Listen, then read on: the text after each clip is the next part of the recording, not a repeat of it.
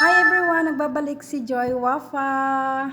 So ngayon guys, i-share ko lang sa inyo may binilhan ako ng amo ko ng bigas. Hindi po ito bigas ng katulad sa kanilang bigas dito sa Middle East. Kasi po, iba kasi yung bigas nila doon.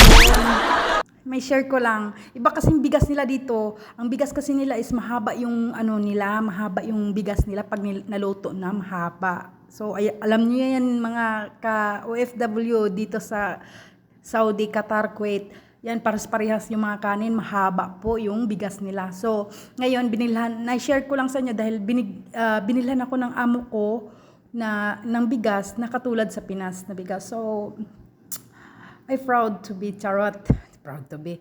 Basta na-share ko lang sa inyo kasi natutuwa po ako dahil nakwento ko lang naman sa amo ko about ganyan, madam, ang kanin namin doon, maliliit yung lusok ng kanin, ganito, ganyan.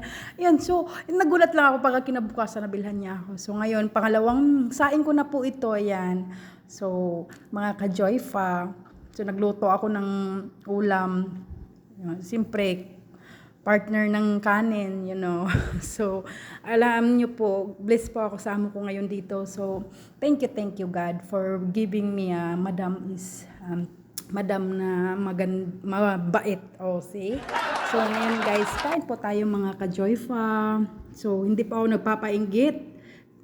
Proud lang po ako dahil may kanin akong parang Pinas. Bye-bye!